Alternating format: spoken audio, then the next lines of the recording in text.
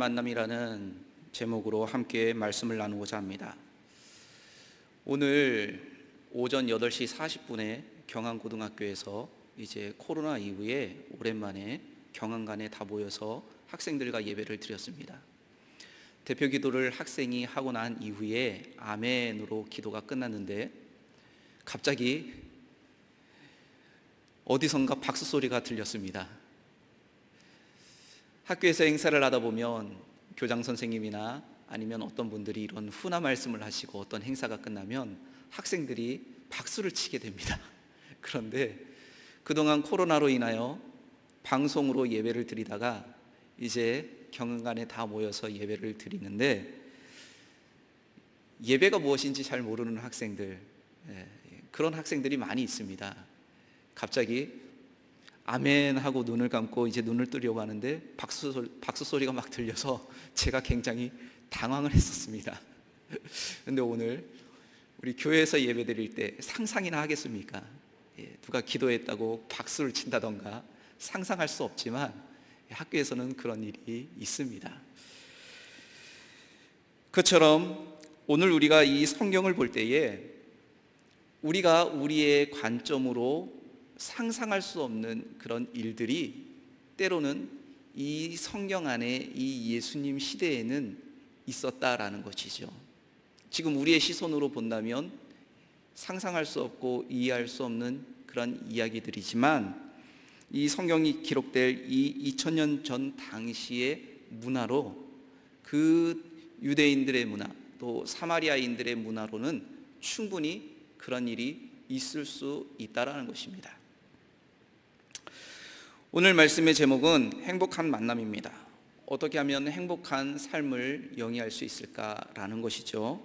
하버드 대학교 연구팀이 1930년대 말에 2학년 학생 268명을 대상으로 약 72년 동안 그들의 삶을 추적하며 행복한 삶에 대한 공식을 찾으려고 연구를 했습니다.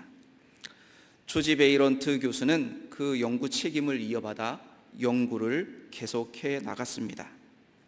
대상자들이 은퇴할 즈음에 정신적으로나 또 건강한 노화를 예견하는 7가지 주요한 행복의 조건들을 꼽았는데 먼저는 성숙한 방어 기제, 그리고 교육, 안정된 결혼 생활, 금주와 금연, 운동, 알맞은 체중들을 들었습니다. 또한 조사에 따르면 종교를 가지고 있으며 교회에 다니는 사람들은 그렇지 않은 사람들보다 더 기쁨을 누린다고 합니다.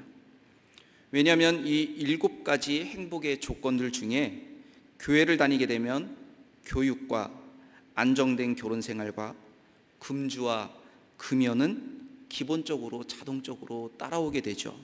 그래서 이 7가지 조건들 중에 교회를 다니면 4가지 조건은 늘 우리에게 노출되어 있습니다. 그래서 행복한 삶을 살 수 있는 확률이 높다라는 것이죠. 그러나 우리는 살아가면서 이 행복을 느끼는 순간들도 있지만 사실은 불행과 마주할 때도 많이 있습니다. 우리에게 행복을 주는 조건들이 때로는 불행을 느끼게 하는 요소라면 어떻게 해야 할까요? 오늘은 우리에게 행복을 주는 가정과 또 교회와 그리고 진정한 행복은 무엇인지를 오늘 말씀을 통해 함께 나누고자 합니다. 하나님께서 우리를 얼마나 사랑하시는지 그 사랑을 우리 인간의 언어로 표현할 때에 이 땅 가운데서 가장 친밀한 단어, 친밀한 관계, 그리고 그 친밀한 관계를 표현하는 단어는 부모와 자녀입니다. 부모와 자녀라는 이 관계보다 더 친밀한 관계는 이 땅 가운데 없습니다. 그래서 부모님의 사랑은 내리사랑이고 또 전적인 사랑이고 무조건적인 사랑입니다. 부모님들이 자녀를 사랑하는데 어떠한 조건을 걸고 사랑하지 않습니다. 하나님도 우리를 사랑하시는데 조건을 걸고 사랑하시지 않죠. 우리를 무조건적으로 사랑하십니다.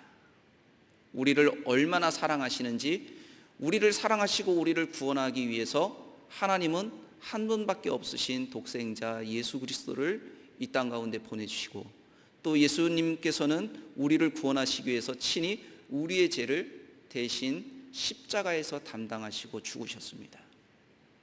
이게 하나님의 사랑이라는 것이죠.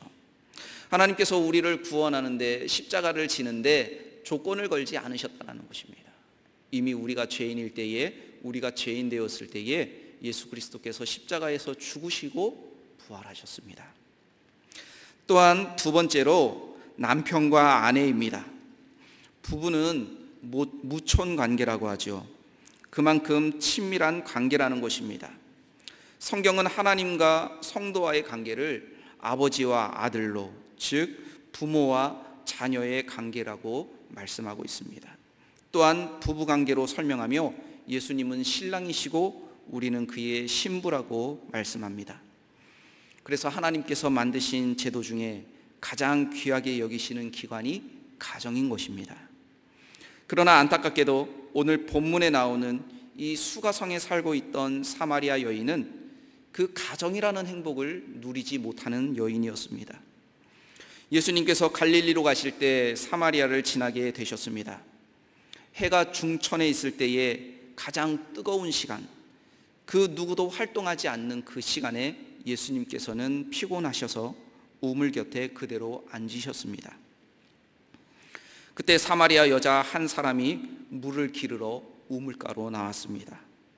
사람들은 정오를 기점으로 야외 활동을 하지 않는데 이 여인은 아무도 활동하지 않는 그 시간에 물을 기르러 우물로 나온 것입니다. 예수님의 제자들은 먹을 것을 사러 동네에 들어갔고 예수님은 물을 기르러 나온 이 여인에게 물을 달라고 합니다. 그러자 이 여인은 예수님께 유대인과 사마리아인은 서로 상종하지 않는데 어찌하여 나에게 물을 달라 이야기합니까? 라고 말을 합니다. 예수님은 역으로 이 여인에게 내가 누군지 알았다면 오히려 나에게 물을 달라고 했을 것이며 나는 생수를 주었을 것이다 라고 말씀하셨습니다. 그러자 이 여인은 물 기를 그릇도 없고 이 우물은 깊은데 어디에서 그 생수를 얻을 수 있겠습니까? 당신이 이 우물을 준 우리 조상 야곱보다 큽니까? 라고 반문을 합니다. 예수님은 이에 이 여인에게 이 물을 마시는 자는, 이 우물의 물을 마시는 자는 다시 목마르지만 내가 주는 물을 마시면 영원히 목마르지 않는다. 왜냐하면 그 속에서 영생하도록 솟아나는 샘물이 되기 때문에 다시는 목마르지 않을 것이다 라고 말씀하셨습니다. 그러자 이 여자가 예수님께 그 물을 달라고 요청합니다. 그리고 예수님은 그 물을 요청하는 여인에게 남편을 데려오라 말씀하십니다. 오늘 우리가 이 본문을 볼 때에 우리는 이 여인을 부도덕한 여인이라고 생각하는 사람들도 있을 것입니다. 예수님께서 이 여인에게 남편을 데려오라 하니 이 여인은 남편이 없다고 합니다. 그러자 예수님께서는 너에게 남편 5이 있었고 지금 있는 자도 내 남편이 아니니 내 말이 참되도다.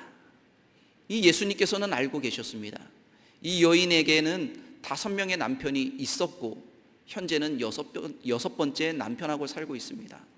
그러나 그도 이 여인의 남편이 아니라는 것이죠. 또한 이 여인을 볼 때에 이 여인은 아마 이혼을 당한 여인이 아닐까라고도 생각할 수 있습니다. 당시에 이혼 제도가 있었고 또 남편이 이혼 증서를 써서 주면은 그 증서를 가지고 있는 여인은 다른 남자와 혼인을 할 수 있는 그러한 법으로 보장을 받을 수 있었습니다.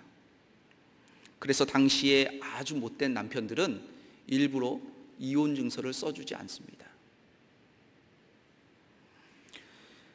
우리는 이 여인을 볼 때에 그렇게 생각할 수도 있다라는 것이죠. 그러나 이 본문을 조금 더 자세히 보고 또한 구약 성경의 본문들을 우리가 자세히 살펴본다면 이 여인은 부도덕한 여인도 아니고 남편에게 버림받은 여인도 아니라는 것을 알 수 있습니다.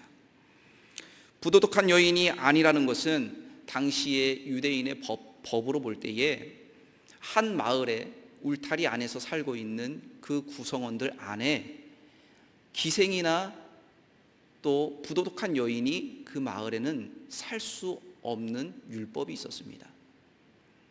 그래서 율법적으로 이 여인이 만약 부정한 여인이면 그 마을에 살 수가 없는데 지금 마을 안에 살고 있는 여인이라는 것이죠. 그러니 부도덕한 여인, 우리가 뭐 기생이나 그런 쪽으로 이 여인을 볼 이유가 없다라는 것입니다. 구약성경 신명기 25장 5절부터 10절에는 유대인들의 그 고대의 혼인법 중에 이 계대 결혼법, 수혼법이라는 그런 결혼 제도가 나옵니다. 만약 결혼을 했는데 아이를 낳지 못하고 남편이 죽게 되면 그 남편과 가장 가까운 친족 중에, 형제 중에 하나가 이 여인과 동침을 하고 그 형제의 가문의 대를 잇는 그러한 결혼 제도가 있었습니다. 지금 우리의 생각으로는 아니 어떻게 그런 법이 있을 수 있느냐 이렇게 생각할 수 있을지도 모르지만 당시에 3,000년 전에, 3,000년이 훨씬 전에 그 고대 시대에 그 가문의 대를 잇기 위해서 그런 법이 있었다라는 것입니다. 우리나라도 대를 잇기 위해서 가까운 형제 중에, 친족 중에 아들이 많이 있는 집안에서 아들을 양자로 삼아 대를 잇는 그런 문화가 있지 않았습니까? 또한 조선시대에는 어떻습니까? 남자가 일부 일처제가 아니라 대를 잇기 위해서 일부 다처제로 결혼을 하고 대를 잇기 위해서 그런 결혼 문화가 있지 않았습니까?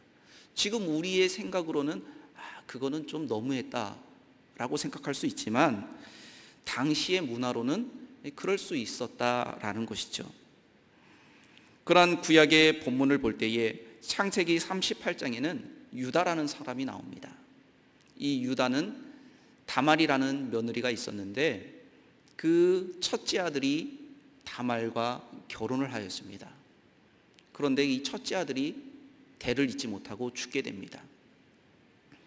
둘째 아들이 이 형수 다말과 동침을 했는데 이 둘째 아들이 어차피 이 아이는 나의 아이가 아니기 때문에 라는 생각으로 고의적으로 대를 잇지 못하게 하는, 임신을 할 수 없게 그런 일을 합니다. 그러자 하나님 앞에서 그 둘째 아들이 악하여 하나님이 그 둘째 아들을 치십니다. 또 대를 잇지 못하죠.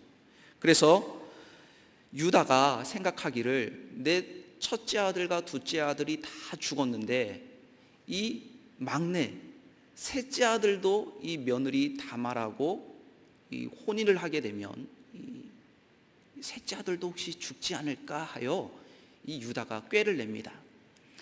아직 이 셋째 아들은 아이를 낳을 수 있는 그런 연령대가 아니고 아직 어리다.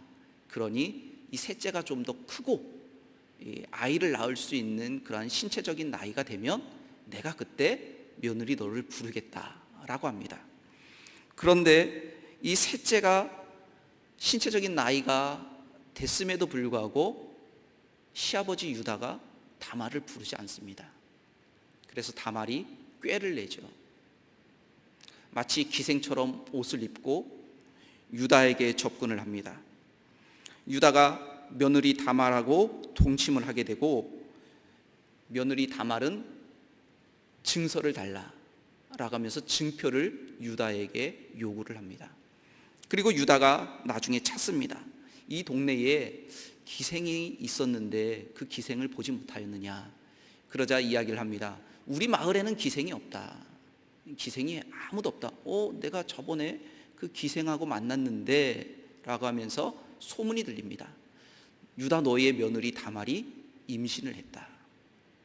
그러자 유다가 화가 나서 이 다말을 이제 율법에 따라 처형하기 위해서 다말을 찾습니다. 그런데 다말이 증표를 가져옵니다. 나에게 있는 이 증표가 내 임신한 사람의 그 장본인이다. 그 증표는 바로 유다의 증표였죠.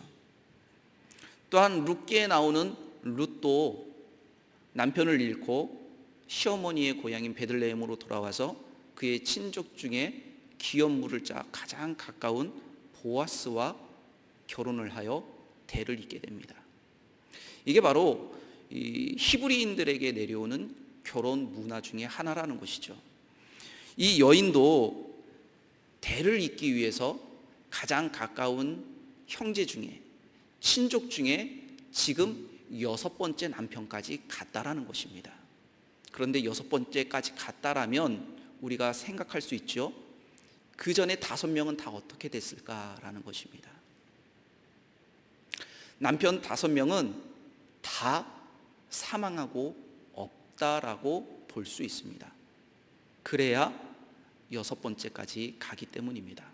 그러나 6번째 남편은 정식 남편은 아니죠. 대를 잇기 위한 남편일 뿐이지 대를 잇게 되면 그 부부관계는 사라지는 것입니다. 그런데 이 상황이 되면 어떻습니까? 창세기 38장에 나오는 이 유다도 자기 아들 둘이나 잃었을 때에 3번째 아들이 이 며느리 다말하고 동침하게 되면 혹시 내 3번째 아들도 죽지 않을까 하여 3번째 아들을 주지 않았습니다. 한 마을에 살고 있는 이 수가성 사마리아 여인에게 무슨 잘못이 있겠습니까? 기구한 인생이죠. 남편이 일찍 죽은 겁니다.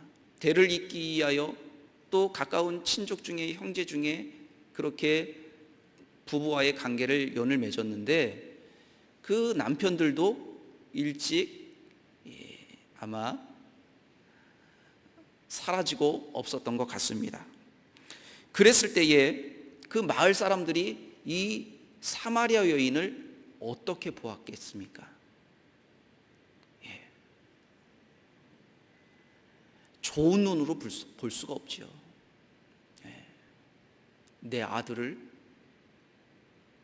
우리가 속된 말로 내 아들을 잡아먹은 여자, 이렇게 보지 않겠습니까? 오늘날에도 그렇게 이야기하시는 분들이 계십니다. 남편이 일찍 돌아가게 되면 그렇게 수군거리는 사람들이 있다는 것입니다. 절대 그렇게 해서는 안 됩니다. 이 여인은 가정적으로 행복한 그러한 만남을 갖지 못한 그러한 여인이었습니다.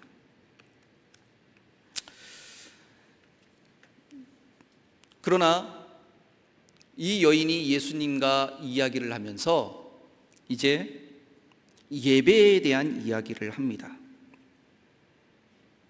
20절 말씀을 보시면은요, 요한복음 4장 20절 말씀에 우리 조상들은 이 산에서 예배하였는데 당신들의 말은 예배할 곳이 예루살렘에 있다 하더이다. 예배하는 공동체가 있다라는 것이죠. 사마리아 이 수가성에 살고 있던 이 여인도 그 마을의 공동체 안에서 대대로 우리는 예배하는 곳이 이 산이라고 이야기를 합니다. 이 산의 정확한 명칭은 그리심산을 이야기합니다. 그런데 당신들 유대인들은 그 예배하는 곳이 예루살렘에 있다고 하지 않습니까? 라고 이야기하는 것이죠. 즉 예배하는 공동체, 지금 우리의 시선으로 본다면 교회가 있다라는 것입니다. 우리에게 교회란 행복한 만남을 주는 2번째 장소가 됩니다.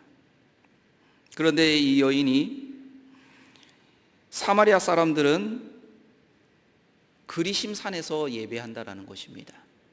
왜 사마리아 사람들이 그리심산에서 예배하게 됐는지 그 역사적인 배경을 본다면 첫 번째로는 솔로몬 왕이 죽은 다음에 그의 아들 르호보암 왕 때에 이스라엘은 남과 북으로 분단이 됩니다.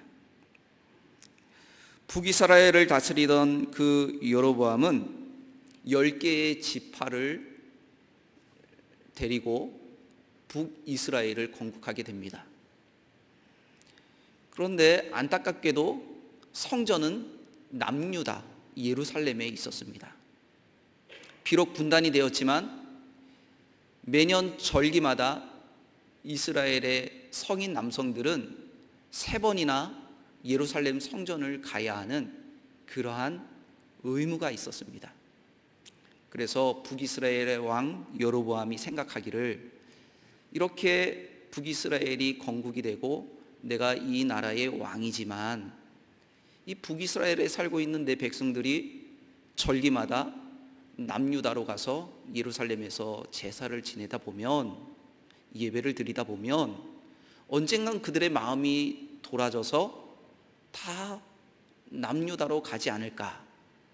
그때 나도 죽이고 다시 이 북이스라엘은 남유다로 흡수되지 않을까. 이런 두려움과 불안함이 있었습니다. 그래서 이 여로보암 왕이 베델과 단에다가 단을 쌓고 금송아지를 만듭니다. 그리고 뭐라고 이야기하냐면, 이 금송아지는 우리를 이집트에서 출애굽한 그 하나님이다 라고 이야기를 합니다. 그때 단이 갈라지게 되죠. 그런데 그 역사적인 배경 때문에 사마리아와 이 유대인들이 상종을 하지 않게 된 것이고, 또 예배하는 곳도 그렇게 사마리아인들이 예배하는 곳과 유대인들이 예배하는 곳이 장소가 달라지게 되었다라고 보기도 합니다.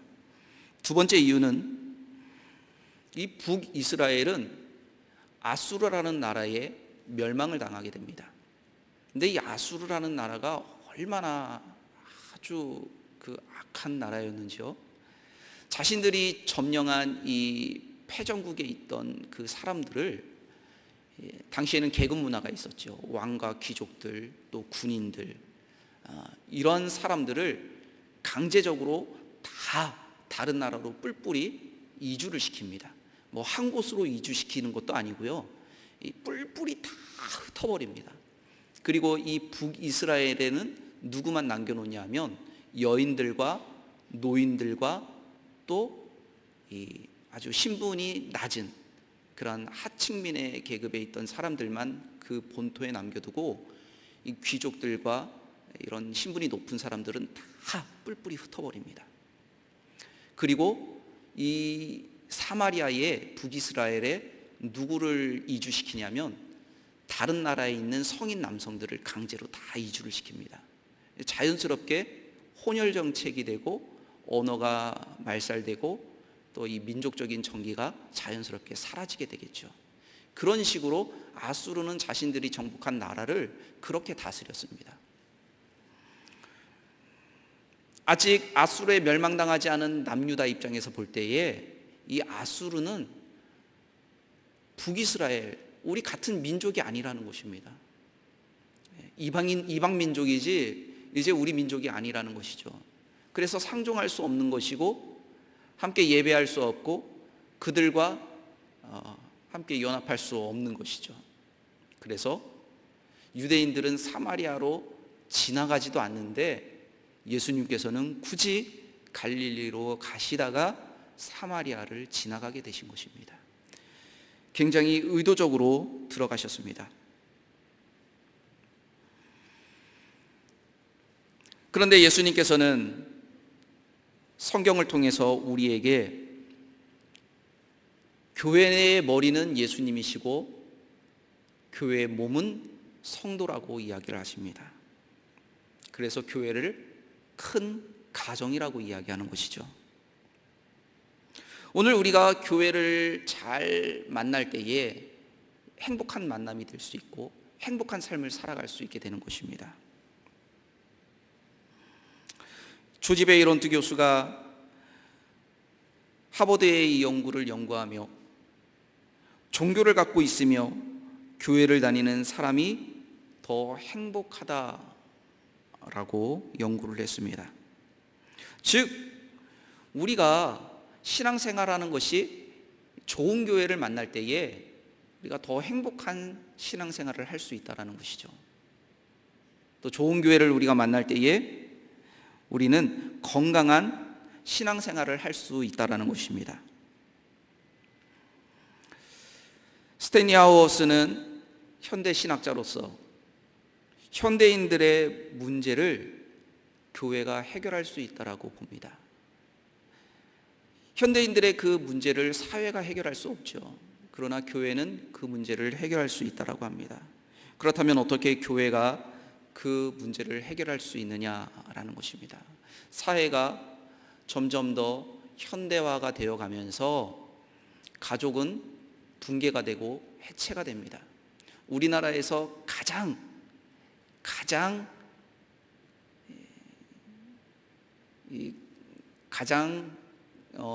가족 수가 많은이라고 하면 제가 실수를 했고요.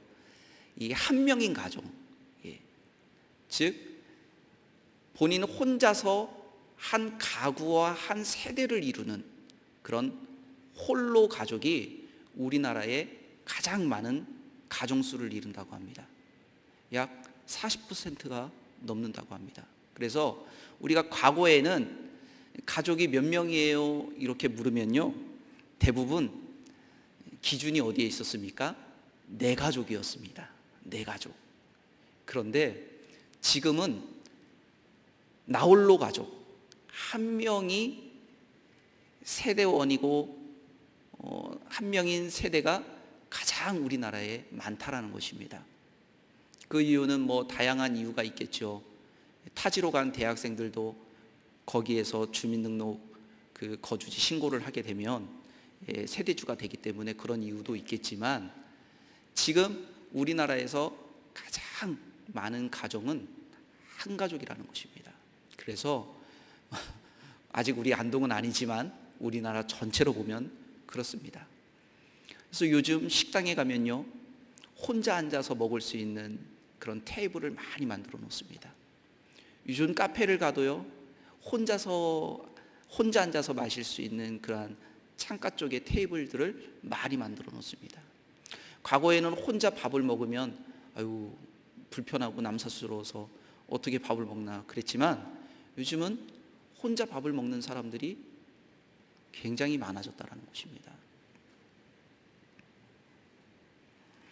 그러한 현대 문화 속에서 교회는 큰 가족으로서 이 현대인들의 문제를 함께 고민하고 아파하고 내 문제로 인식하고 함께 기도하며 그 문제들을 해결해 나갈 수 있는 그러한 좋은 장이 된다는 것입니다.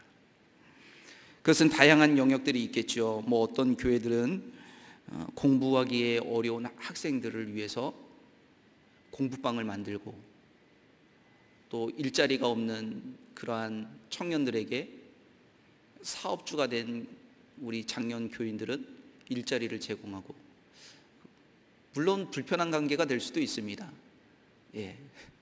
좋은 관계가 될 수도 있지만 불편한 관계가 될 수도 있습니다. 그러나 그것마저도 감수하고 기회를 제공하는 것이죠. 또 더 많은 예들이 있을 것입니다. 그러나 그런 예들을 통해서 현대의 문제들을, 현대인들의 그 문제들을 교회는 굉장히 적극적으로 해결해 나갈 수 있는 장이 된다는 것입니다. 그래서 교회는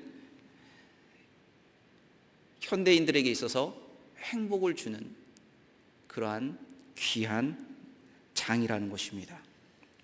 마지막으로 진정한 행복의 만남, 진정한 행복을 주는 것은 예수님을 만날 때 행복할 수 있습니다. 예수님을 만날 때에 궁극의 행복이 있습니다. 오늘 우리가 예수님을 만난다라고 하면은, 예수님을 만난다라고 하면은 뭔가 사도 바울처럼 그런 신비한 예수님의 그 부활하신 예수님을 신비하게 체험하고 성령의 체험을 통해서 아주 강력하게 내 삶을 180도로 바꿔버리는 그런 강력한 그런 체험을 기대하는 사람들이 많습니다. 그러나 꼭 그것만이 아니더라도 조금씩 바꿔가는 그러한 체험도 있다라는 것입니다. 이 여인을 한번 보도록 하겠습니다. 12절 말씀을 보시면은요, 우리 조상 야곱이 이 우물을 우리에게 주셨고 또 여기서 자기와 자기 아들들과 짐승이 다 마셨는데 당신이 야곱보다 더 크니이까. 물을 기르러 나온 이 수가성의 사마리아 여인이 예수님을 처음 만났을 때 예수님을 어떻게 인식했냐면, 이 우물의 주인은 우리 조상 야곱이 우리에게 준 것이다. 이 야곱이 우물을 팠고 이 야곱이 우리에게 준 우물인데 당신이 야곱보다 큽니까? 즉 예수님을 예수님이라고 인식하지 못하고 이 여인이 알고 있는 가장 위대한 사람은 누구냐면 야곱입니다. 자기의 조상 야곱. 그런데 이 야곱보다 당신이 더 큽니까? 라고 지금 질문하고 있는 것이죠. 그런데 예수님과 계속 이야기를 하다 보니까 이 여인이 예수님께 두 번째 뭐라고 하냐면 19절 말씀을 보도록 하시겠습니다. 19절 말씀에 여자가 이르되 주여 내가 보니 선지자로소이다. 예수님과 계속 이야기를 하다 보니까 예수님이 뭔가 좀 특별하게 느껴지는 것이죠.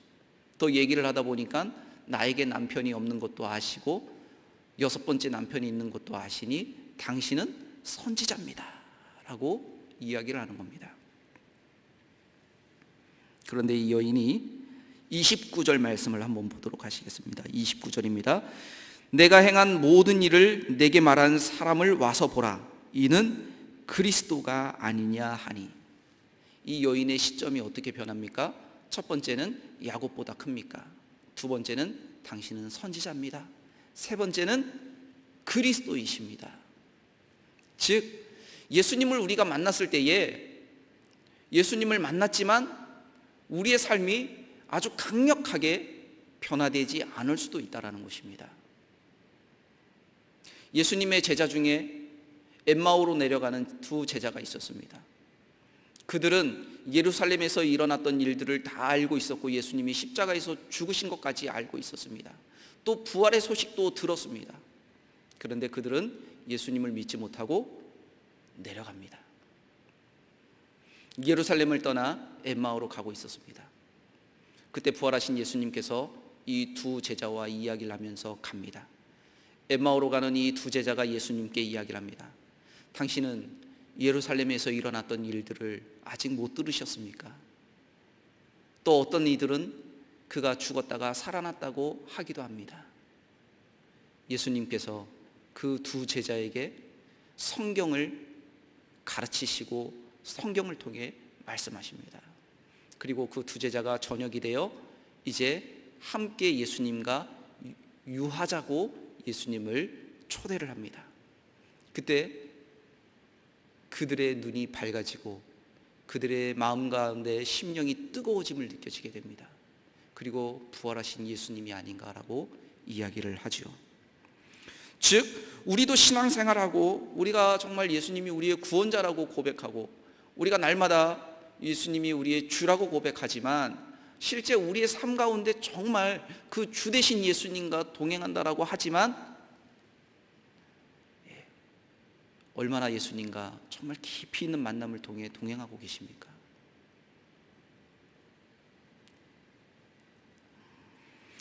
우리의 삶의 주인이 예수님이라고 우리는 강력하게 고백을 합니다. 그러나 실상은 내 삶의 여전히 주인은 나라는 존재가 여전히 내 인생의 주인일 때도 많이 있다는 것입니다. 내가 주님 뜻대로 살기를 원합니다라고 고백하지만 사실은 나의 뜻대로 살 때가 많이 있습니다. 예수님이라면 하나님의 나라이면 천국이라면 내 모든 것을 다 포기할 수 있다라고 이야기하지만 때로는 아직 우리가 천국 가기에는 좀 이르다고 생각할 때가 많이 있습니다. 그러나 예수님을 만난 사람들의 특징은 무엇입니까? 요한복음 4장 28절 말씀을 보시면은요, 여자가 물동이를 버려두고 동네로 들어가서 사람들에게 이르되, 여인이 예수님을 만난 다음에 그가 물동이를 버려두고 동네로 들어가 사람들에게 내가 그리스도를 만났다라고 이야기를 합니다. 여기에서 물동이는 무엇입니까? 가장 귀한 생명을 담을 수 있는 그릇입니다. 성경에 물은 생명을 상징합니다. 자신의 생명보다 더 귀한 것, 그 생명을 담을 수 있는 그 항아리 물동이를 버려두고 사람들에게가 그리스도를 만났다고 전하는 것입니다. 예수님을 만난 제자들은 그들의 그물을 버려두고 예수님을 따랐습니다. 우리도 예수님의 제자가 되어 우리도 우리의 것들을 포기하고 예수님을 따른다고 하지만 여전히 부족합니다. 여전히 부끄럽습니다. 그러나 세상에서 가장 소중한 것, 자신의 인생에서 가장 소중한 것, 그 보화를 발견한 사람들은 그 보화를 사기 위해 자신의 모든 것을 다 판다라고 성경은 말씀합니다. 밭에 감추인 보화를 발견한 사람은 자신의 모든 소유를 다 팔아 그 밭을 산다라고 하는 것입니다. 좋은 진주를 구하는 장사는 가장 값진 진주를 만나면 자기의 소유를 다 팔아 그 진주를 산다라는 것입니다. 우리는 가장 소중한 예수님을 만난 사람들입니다.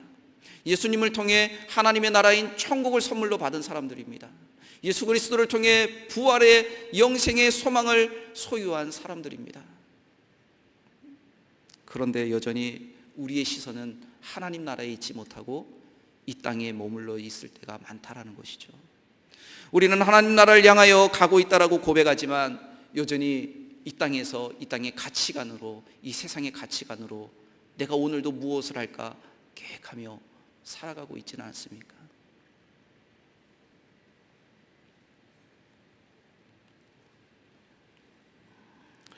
우리의 삶이 부유한데 우리의 가정에는 평화가 없습니까?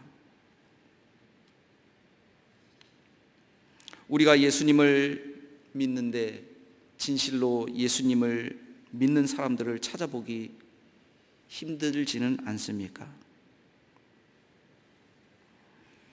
때로는 우리가 좋은 가정을 만나지 못할 수도 있습니다. 그것도 하나의 복이죠. 좋은 부모님을 만나는 것도 복입니다. 그러나 그렇지 못할 수도 있습니다. 그러나 그 좋은 가정을 내가 만들어가면 됩니다. 신앙생활을 할 만한 교회를 만나지 못한 사람들이 많다라고 합니다. 오죽하면 가난한 성도가 있다라고 이야기를 할까요? 그러나 때로는 내가 좋은 교회를 만나지 못했다라고 이야기를 하지만 돌이켜보면 나는 좋은 성도인가? 라는 것입니다.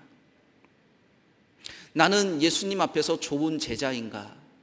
내가 정말 예수님의 삶을 따라가는 그런 예수님의 삶을 본받으려고 하는 그런 제자의 삶을 지금 나는 살고 있는가? 라는 것입니다. 우리가 좋은 교회를 만나지 못했다면 내가 좋은 성도가 되어서 내가 좋은 교회를 만들어가면 되는 것입니다.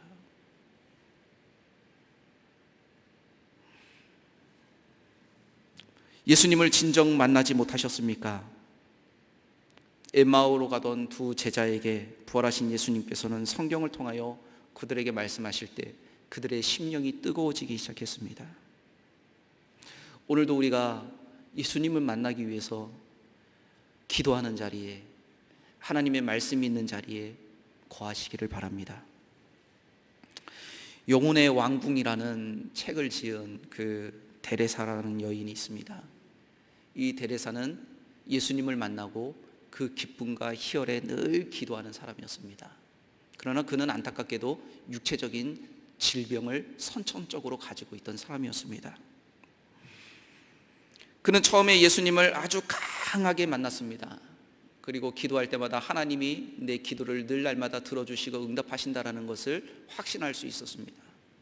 그런데 어느 날부터 예수님이 내 기도를 들으시는 것 같지도 않고 내 기도에 응답하시는 것 같지도 않은 그러한 느낌을 계속해서 받게 됩니다.